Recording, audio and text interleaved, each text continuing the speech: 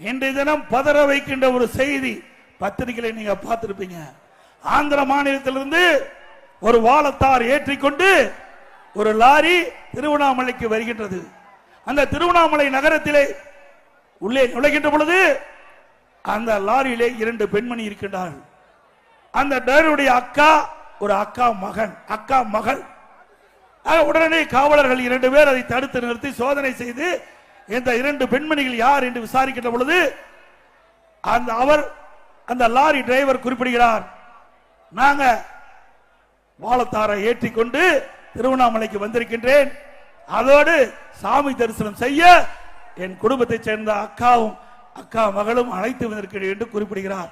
நம்ப தயாரா இல்லை என்று அந்த 2 காவலர்களும் விடாப்புடியாக அந்த 2 பெண்மணிகளையும் கீழே இறக்கி அவள் கொண்டு வந்த 2 வாகனத்திலே அழைத்து செல்கிறார்கள்.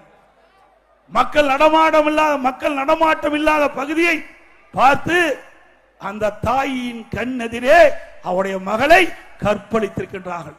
29ஆம் தேதி நடந்த சம்பவம். இது மன்னிக்க முடியாத சம்பவம்.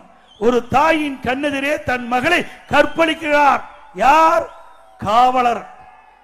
மக்களை பாதுகாக்கக்கூடிய காவலரே இப்படிப்பட்ட ஒரு கொடூரமான செயலில் ஈடுபட்டிருக்கின்றார் என்று சொன்னால் இந்த அரசாங்கம் எப்படி நடந்து கொண்டிருக்கிறது என்பதை நாம் எண்ணி பார்க்க வேண்டும்.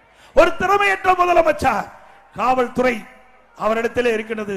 சரியாக நிர்வாகம் செய்யாத காரணத்தினாலே இன்றைக்கு 2 காவலர்கள், மக்களை பாதுகாக்கக்கூடிய காவலர்கள் அந்த 2 பெண்மணியை அழைத்து சென்று ஒரு தாயின் கண் எதிரே மகளை கற்பழித்து என்று சொன்னால் இந்த அரசாங்கம் தொடர வேண்டுமா? தொடர வேண்டுங்களா?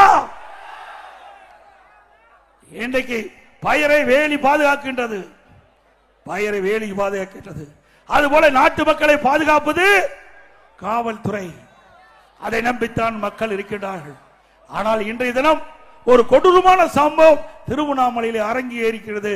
உடனே இந்த 2 பெண்மணியும் அங்கே இருக்கிற காவலர்கள் அந்த கற்பழித்து விட்டு அவளை கொண்டு வந்து திருவண்ணாமலை சாலையில் இறக்கிவிட்டு சென்று விட்டார்கள்.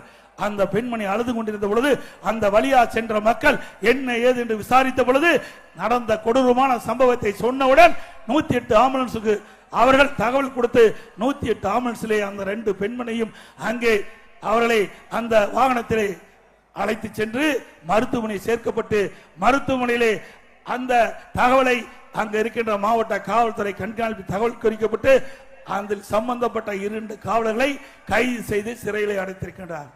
எப்படிப்பட்ட நிகழ்வு!